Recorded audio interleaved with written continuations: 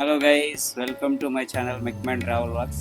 So ಈ ವಿಡಿಯೋದಲ್ಲಿ ನಮ್ಮೂರ ದೇವರ ಪಲ್ಲಕ್ಕಿ.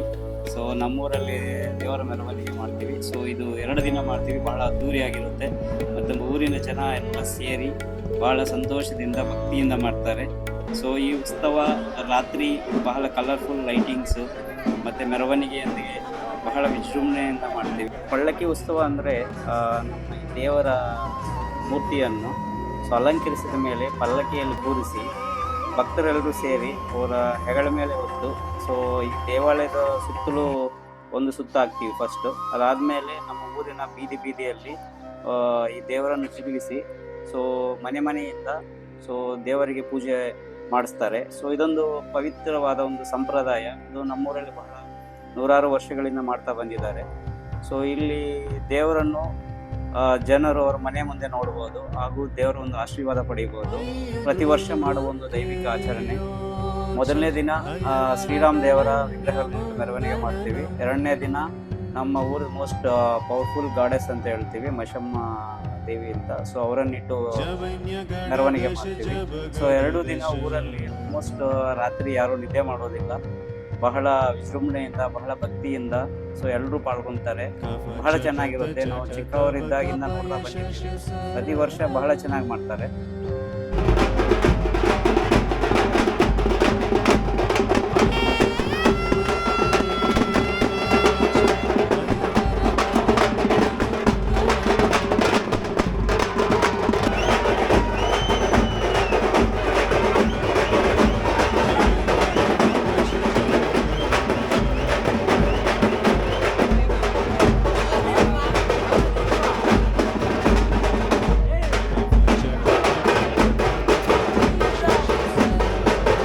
ಗ್ಯಾಸ್ ಖುಷಿ ಕೊಡೋದಂದರೆ ಫುಲ್ ಡ್ಯಾನ್ಸ್ ಮಾಡೋದು. ಸೊ ಊರಲ್ಲಿ ಭಾಳ ಖುಷಿ ಮಾಡ್ತಾರೆ. ಸೊ ಅದರ ಜೊತೆಗೆ ನಮ್ಮೂರಲ್ಲಿ ಇದೊಂದು ಭಾಳ ಫೇಮಸ್ಸು. ಸೊ ನೆಲದ ಮೇಲೆ ಕಾಯನ್ನಿಟ್ಟು ಸೊ ಮಲಗಿ ಹಣೆಯಿಂದ ಅದನ್ನು ತೆಗೆಯೋದು ಕಾಯನ್ನು. ಸೊ ಭಾಳ ಚೆನ್ನಾಗಿರುತ್ತೆ. ಅಷ್ಟು ಈಸಿ ಇರಲ್ಲ. ಮಲಗಿಬಿಟ್ಟು ಅದನ್ನು ಟ್ರೈ ಮಾಡ್ತಾರೆ. ಸೊ ನಿಮ್ಮೂರ ಕಡೆ ಈ ಥರ ಎಲ್ಲ ಕಾಮೆಂಟ್ ಮಾಡಿ ಸೊ ಹೇಳಿ ಯಾವ ಥರ ಮಾಡ್ತಾರೆ ನಿಮ್ಮ ಕಡೆ ಎಲ್ಲ ಪಲ್ಲಕ್ಕಿ ಆಚರಣೆ ಅಂತ ಹೇಳಿ.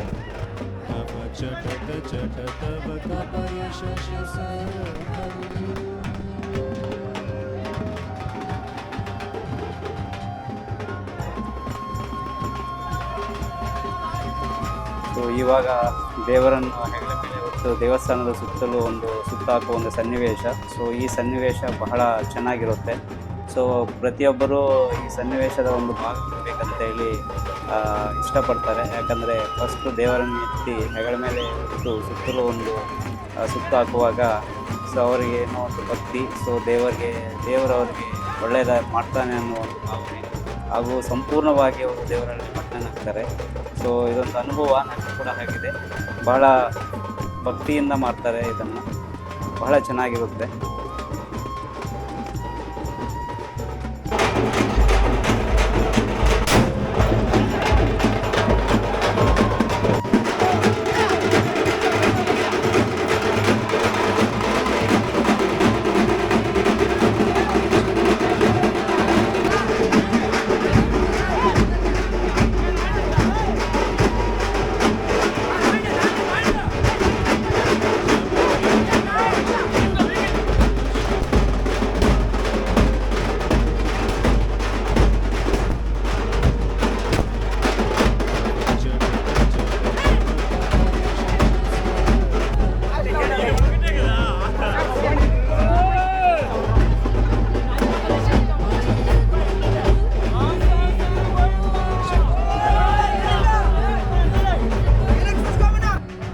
ನಮ್ಮ ಊರ ಬಗ್ಗೆ ಒಂದು ಹೇಳಲೇಬೇಕು. ಸೊ ನಮ್ಮ ಪೂರ್ವಜರು ನಮ್ಮ ಊರಿನ ಒಂದು ಪ್ಲ್ಯಾನಿಂಗ್ ಬಹಳ ಚೆನ್ನಾಗಿ ಮಾಡಿದ್ದಾರೆ.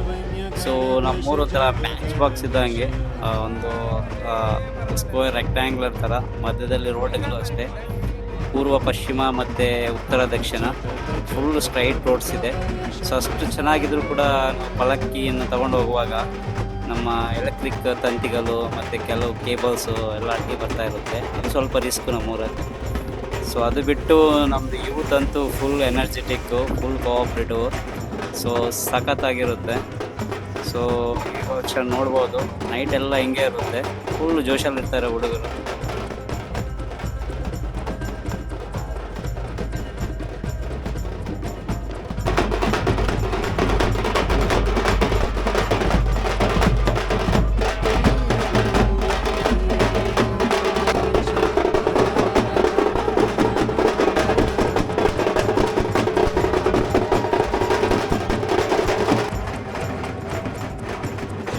ಚಿಕ್ಕವನಾಗಿದ್ದಾಗ ಅಂತೂ ರಾತ್ರಿ ಎಲ್ಲ ನಿದ್ದೆ ಎಲ್ದಿರ ಇರ್ತಾ ಇದೆ.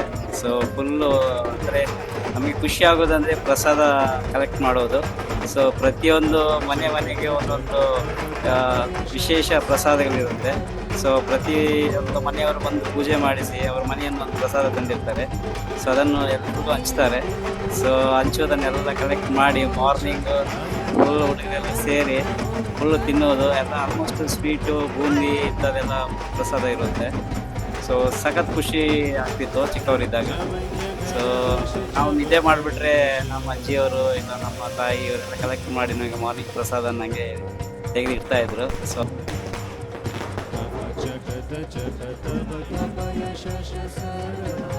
ಊರಲ್ಲಿ ಚಿಕ್ಕ ಮಕ್ಕಳಿಂದ ಹಿಡಿದು ದೊಡ್ಡವರು, ಮುದುಕರು, ಸೊ ಹೆಂಗಸರು ಎಲ್ಲರೂ ರಾತ್ರಿಯೆಲ್ಲ ಎಚ್ಚೆತ್ಕೊಂಡಿರ್ತಾರೆ. ಸೊ ಸಖತ್ತಾಗಿರುತ್ತೆ ಸೆಲೆಬ್ರೇಷನ್ಸು. ಸೊ ಹೆಂಗಸರದೆಲ್ಲ ಒಂದು ಹಾಡು ಹೇಳೋದು ಮತ್ತು ಕೋಲಾಟೆ, ಸೊ ಈ ಥರ ಬಗೆಯ ಒಂದು ಕಾರ್ಯಕ್ರಮಗಳಿರುತ್ತೆ. ಸೊ ಬಹಳ ಖುಷಿಯಿಂದ ಎಲ್ಲರೂ ಪಾಲ್ಗೊಂಡು ಸೊ ಈ ಕಾರ್ಯಕ್ರಮ ಅಂತೂ ಬಹಳ ಚೆನ್ನಾಗಿ ನಡೆಸ್ಕೊಡ್ತಾರೆ. ಸೊ ಅದು ಊರಲ್ಲಿ ಒಂದು ಒಗ್ಗಟ್ಟಾಗಿ ಈ ಥರ ಮಾಡುವಾಗ ಸೊ ಅದರದ್ದು ಒಂದು ಖುಷಿ ಇದೆಯಲ್ಲ, ಅದಕ್ಕೆ ಬೆಲೆ ಕಟ್ಟಲಿಕ್ಕಾಗೋದಿಲ್ಲ. ಮತ್ತು ಅದರಲ್ಲೂ ದೊಡ್ಡವರು ಚಿಕ್ಕವರು ಎಲ್ಲರೂ ಸೇರಿ ಭೇದ ಭಾವವಾಗ್ತದೆ ಒಂದು ದೇವರ ಒಂದು ಪ್ರೀತಿಗೆ ಪಾತ್ರರಾಗ್ತೀವಲ್ಲ. ಸೊ ಅದಂತೂ ಬಹಳ ಒಂದು ಅದ್ಭುತ ಅಂತ ಹೇಳ್ಬೋದು.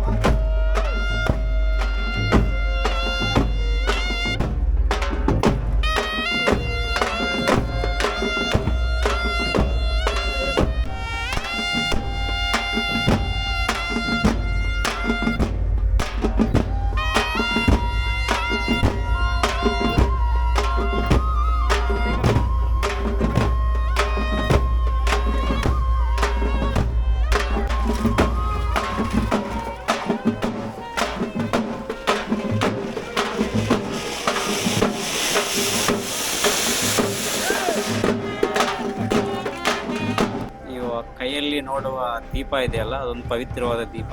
ರಾತ್ರಿ ಇಡೀ ಎಲ್ಲ ಎಷ್ಟೇ ಗಾಳಿ ಬಂದರೂ ಸೊ ಅದು ಬೆಳಗುತ್ತಲೇ ಇರಬೇಕು. ಸೊ ಅದೊಂದು ನಂಬಿಕೆ ನಮ್ಮೂರಲ್ಲಿ. ಸೊ ದೀಪ ರಾತ್ರಿ ಎಲ್ಲ ಬೆಳಗುತ್ತಲೇ ಇರುತ್ತೆ, ಅದಕ್ಕೆ ಎಣ್ಣೆ ಆಗ್ತಾ ಇರ್ತದೆ.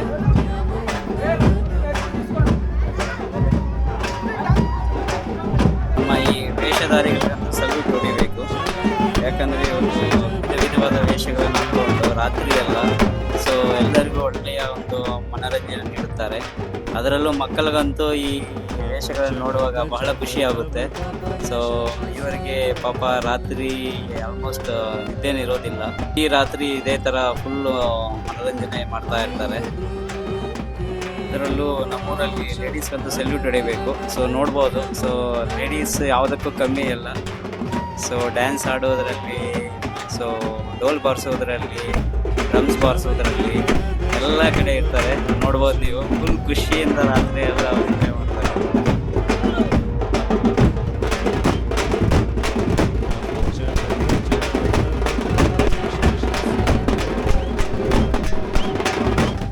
Guys, there is a competition between ladies and gents. ನೋಡ್ಬೋದು ಇಬ್ಬರು ಮತ್ತೆ ಕಾಂಪಿಟೇಷನ್ನು ಡ್ರಮ್ ಬಾರಿಸೋದಕ್ಕೆ.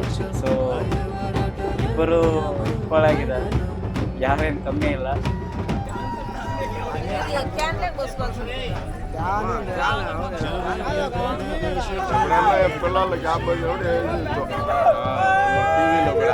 మన ఊర్లో దేవుడి ముందు చూడమ్మ క్యాసెట్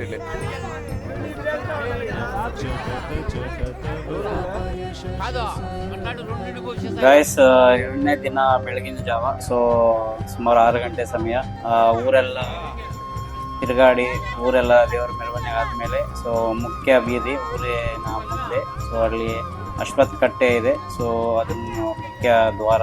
ಸೊ ಅಲ್ಲಿ ಬಂದು ಉಳಿದಿರೋ ಒಂದು 4-5 ಮನೆಯದೆಲ್ಲ ಪೂಜೆ ಆದಮೇಲೆ ಸೊ ದೇವರನ್ನು ದೇವಸ್ಥಾನಕ್ಕೆ ತಗೊಂಡೋಗಿ ಅಲ್ಲಿ ಮತ್ತೆ ಗರ್ಭಗುಡಿಯಲ್ಲಿ ಪ್ರತಿಷ್ಠಾಪನೆ ಮಾಡ್ತಾರೆ. ಸೊ ಈ ದೇವರು ಬಹಳ ಒಂದು ಪವರ್ಫುಲ್ ಅಂತ ನಮ್ಮೂರಲ್ಲಿ ಹೇಳ್ತಾರೆ. ಅಂದರೆ ನಮ್ಮ ದೊಡ್ಡವರು ಹೇಳೋ ಪ್ರಕಾರ ಸೊ 100 ವರ್ಷಗಳ ಹಿಂದೆ ನಮ್ಮೂರಲ್ಲಿ ಹುಟ್ಟಿದ ಮಕ್ಕಳೆಲ್ಲ ತೀರೋಗ್ತಿದ್ರಂತೆ. ಸೊ ಬಹಳಷ್ಟು ಪ್ರಾಬ್ಲಮ್ಸ್ ಇತ್ತಂತೆ. ಅವಾಗ ಈ ದೇವರನ್ನು ತಂದು ನಮ್ಮೂರಲ್ಲಿ ಪ್ರತಿಷ್ಠಾಪನೆ ಮಾಡಿದ ಮೇಲೆ ಸೊ ಆ ಸಮಸ್ಯೆ ಬಗೆಹರಿತು ಮತ್ತು ನಮ್ಮೂರು ಬಹಳ ಅಭಿವೃದ್ಧಿ ಆಯಿತು ಅಂತೇಳಿ ನಮ್ಮ ದೊಡ್ಡವರು ಮಾಡ್ತಿದ್ದಾರೆ. ಸೊ ಇವಾಗಲೂ ಕೂಡ ನಾವೆಲ್ಲರೂ ಈ ದೇವರನ್ನು ಮಾಡ್ತೀವಿ. ಸೊ ನಮ್ಮೂರನ್ನೇ ಕಾಪಾಡುವ ದೇವರು ಅಂತ ನಾವು ಭಾವಿಸಿದ್ದೀವಿ. ಸೊ ನೋಡ್ಬೋದು. ಸೊ ಪವರ್ಫುಲ್ ಗಾಡೆಸ್ಸೇ ನಾವು ಮಶಮ್ಮ, ಗಂಗಮ್ಮ ಮತ್ತು ಕೋತಲಪ್ಪ ದೇವರು ಅಂತ ಹೇಳಿ ಹೇಳ್ತೀವಿ.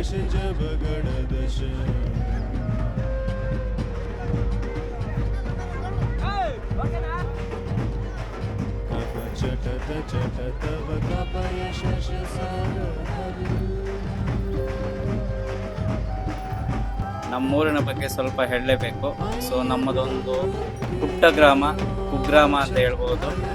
ಸೊ ನಾವು ಕೋಲಾರ ಜಿಲ್ಲೆ ಶ್ರೀನಿವಾಸಪುರ ತಾಲೂಕಲ್ಲಿ ಒಂದು ರಾಯಲ್ಪಾಡು ಹೋಬಳಿಯಲ್ಲಿ ಬರುವ ಒಂದು ಸಣ್ಣ ಊರು. ಸೊ ನಾವು ಆಂಧ್ರ ಪ್ರದೇಶದ ಗಡಿಯಲ್ಲಿದ್ದೀವಿ.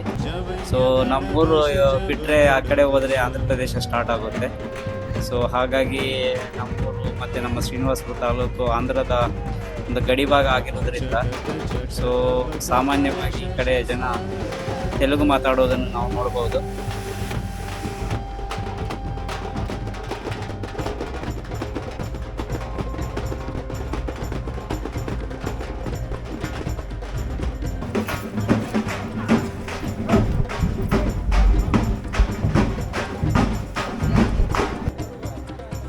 ಪಲ್ಲಕ್ಕಿ ಮೆರವಣಿಗೆ ಒಂದು ವಿಶೇಷ ಅಂದರೆ ಇದೆ. ಸೊ ಪ್ರತಿಯೊಂದು ಮನೆಯ ಮುಂದೆ ದೇವರನ್ನು ನಿಲ್ಲಿಸಿ ಸೊ ಆ ಮನೆಯ ಕಡೆಯವರು ದೇವರಿಗೆ ಸೊ ಪೂಜೆಗೆ ಕೊಟ್ಟು ಸೊ ಪೂಜೆ ಮಾಡಿಸಿ ದೇವರ ದರ್ಶನವನ್ನು ಪಡೆದು ಸೊ ಹೀಗೆ ಯಾವುದೇ ಭೇದ ಭಾವ, ಜಾತಿ, ಮತ ಯಾವುದೇ ಇಲ್ಲದೆ ಪ್ರತಿಯೊಂದು ಮನೆಗೆ ದೇವರು ಹೋಗ್ತಾರೆ. ಸೊ ಅದರಲ್ಲೇ ನಮಗೆ ಒಗ್ಗಟ್ಟಿನ ಒಂದು ಭಾವನೆ ಬರುತ್ತೆ.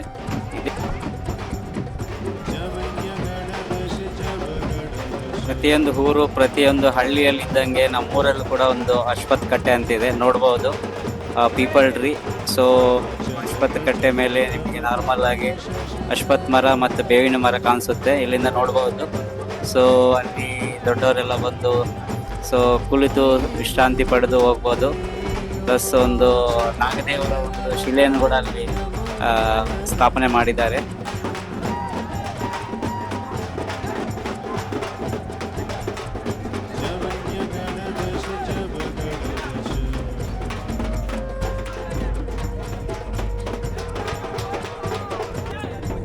ನಮ್ಮ ರಾಷ್ಟ್ರಕವಿ ಕುವೆಂಪು ಅವರು ಹೇಳಿದಂಗೆ, ಎಲ್ಲಾದರೂ ಇರು, ಎಂತಾದರೂ ಇರು, ಎಂದೆಂದಿಗೂ ನೀ ಕನ್ನಡವಾಗಿರು, ಕನ್ನಡವೇ ಸತ್ಯ, ಕನ್ನಡವೇ ನಿತ್ಯ. ಸೊ ಹಾಗೆ ನಾವು ಎಲ್ಲೇ ಹುಟ್ಟಿ ಎಲ್ಲೇ ಬೆಳೆದರೂ ಸೊ ಕೊನೆಗೆ ನಮ್ಮ ಹುಟ್ಟೂರು ಅಂತ ಇದೆಯಲ್ಲ, ಅದನ್ನು ಮರೆಯೋಕ್ಕಾಗೋದಿಲ್ಲ. ಸೊ ಬಹಳಷ್ಟು ಜನ ಬೇರೆ ಕಡೆ ಇದ್ದರೂ ಸೊ ಯಾವಾಗಲಾದರೂ ಹುಟ್ಟೂರಿಗೆ ಹೋಗಬೇಕು, ಅಲ್ಲೇ ತಮ್ಮ ಕೊನೆಯ ಒಂದು ಜೀವನವನ್ನು ಕಳಿಬೇಕಂತ ಆಸೆ ಇರುತ್ತೆ. ಸೊ ಹುಟ್ಟೂರು ಅಂದರೆ ಅಷ್ಟೊಂದು ನಾವು ಚಿಕ್ಕವರಾಗಿ ಅಲ್ಲಿ ಬೆಳೆದು ಅಲ್ಲಿ ಎಷ್ಟೋ ಒಂದು ಜ್ಞಾಪಕಗಳು, ಮೆಮರೀಸ್ ಇರುತ್ತೆ ನಮಗೆ. ಸೊ ಅದನ್ನೆಲ್ಲ ಮರೆಯೋಕ್ಕೆ ಅಷ್ಟು ಸಾಧ್ಯ ಇಲ್ಲ. ನೀವು ನಿಮ್ಮ ಊರುಗಳಲ್ಲಿ ಈ ಥರ ಸಾಂಸ್ಕೃತಿಕ ಕಾರ್ಯಕ್ರಮಗಳು, ಇಂಥ ವಾರ್ಷಿಕವಾಗಿ ಊರಲ್ಲಿ ಏನಾದರೂ ಕಾರ್ಯಕ್ರಮ ಆದರೆ ಆದಷ್ಟು ಟ್ರೈ ಮಾಡಿ ಹೋಗಲಿಕ್ಕೆ. ಸೊ ಅಟ್ಲೀಸ್ಟ್ ಹೋಗ್ಲಿಕ್ಕೆ ಆಗಲಿಲ್ಲ ಅಂದರೆ ಸೊ ನಿಮ್ಮ ಕೈಯಲ್ಲಾದಷ್ಟು ಒಂದು ಹೆಲ್ಪ್ ಮಾಡಿ, ಅವಕ್ಕೆ ಸಪೋರ್ಟ್ ಮಾಡಿ. ನಮ್ಮ ಊರುಗಳಲ್ಲಿ ಒಂದು ಕಸ್ಟಮ್ಸು, ಕಲ್ಚರು, ಸೊ ಅಲ್ಲಿನ ಸಂಸ್ಕೃತಿ, ಅಲ್ಲಿನ ಪದ್ಧತಿಗಳೇನಿದೆಯೋ ಅದನ್ನು ಕಂಟಿನ್ಯೂ ಮಾಡುವ. ಸೊ ನೆಕ್ಸ್ಟು ನಮ್ಮ ಪೀಳಿಗೆ, ನಮ್ಮ ಮಕ್ಕಳಿಗೆ, ಅವರ ಮಕ್ಕಳಿಗೆ ಸೊ ಅದನ್ನು ಕಂಟಿನ್ಯೂ ಮಾಡಲಿಕ್ಕೆ, ಕಲೀಲಿಕ್ಕೆ ಒಂದು ದಾರಿದೀಪ ಆಗುತ್ತೆ. So let us support.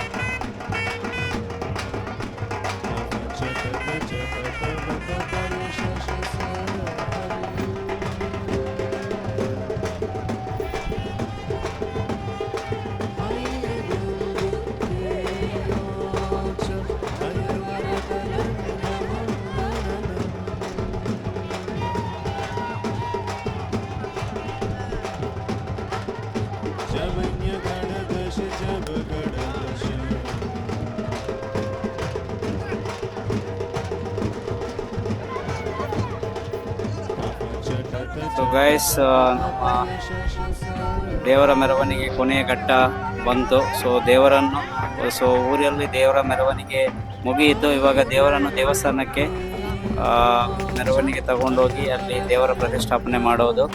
So ಈ ಘಟ್ಟ ಇದೆಯಲ್ಲ, ಇದು ಬಹಳ ಕಷ್ಟಕರವಾದ ಒಂದು ಘಟ್ಟ. ಯಾಕಂದರೆ ಸೊ ತಗೊಂಡು ಹೋಗುವಾಗ ಒಂದು ನಿಮಗೆ ಒಂದು ಗೊತ್ತಿಲ್ಲದಿರೋ ಒಂದು ಶಕ್ತಿ ಒಂಥರ ಅನುಭವ ಆಗುತ್ತೆ. ಸೊ ಹೋಗ್ಲಿಕ್ಕೆ ಬಿಡುವುದಿಲ್ಲ, ಹಿಂದೆ ಮುಂದೆ ತಳ್ಳುತ್ತೆ. ನನಗೆ ಕೂಡ ಎಕ್ಸ್ಪೀರಿಯೆನ್ಸ್ ಆಗಿದೆ. ಅಷ್ಟು ಈಸಿ ಇಲ್ಲ ತಗೊಂಡು ಹೋಗೋದು. ಒಂದು 10 ಜನ ಇರ್ತಾರೆ, 10 ಜನ ಇಟ್ಕೊಂಡಿರ್ತಾರೆ, ಆದರೂ ಕೂಡ ಆಚೆ ಈಚೆ ಫುಲ್ ತಳ್ಳುತ್ತೆ.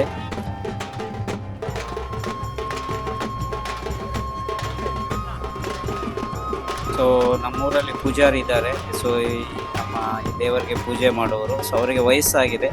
ಸೊ ಅವರು ವಯಸ್ಸಾಗಿರೋದ್ರಿಂದ ಅವ್ರಿಗೆ ಮೈ ಮೇಲೆ ಇವಾಗ ದೇವರು ಬರೋದಿಲ್ಲ. ಮೊದಲು ಅವರಿಗೆ ಮೈ ಮೇಲೆ ದೇವರು ಬರ್ತಾಯಿದ್ರು. ಸೊ ದೇವರು ಬಂದು ಅವ್ರನ್ನ ಹಿಡಿಯೋಕ್ಕಾಗ್ತಿರ್ಲಿಲ್ಲ.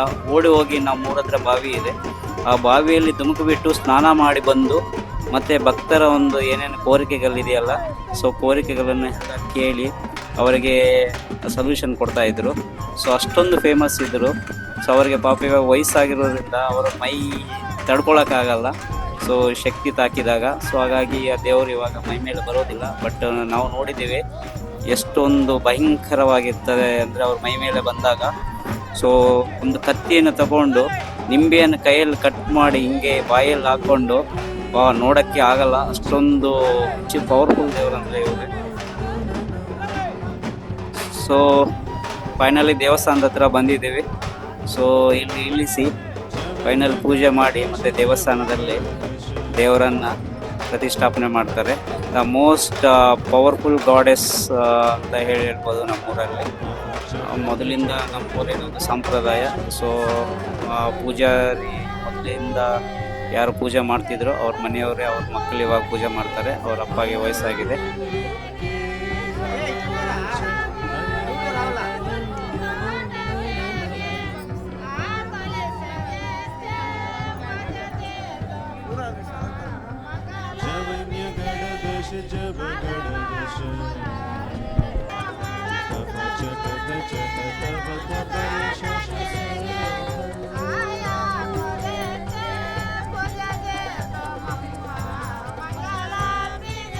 ಈ ವಿಡಿಯೋ ನೋಡಿದ ನಿಮಗೆಲ್ಲರಿಗೂ ಧನ್ಯವಾದಗಳು.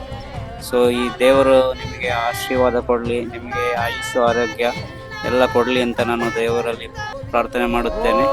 Thank you for watching. Please subscribe my channel and keep supporting me. Thank you everyone.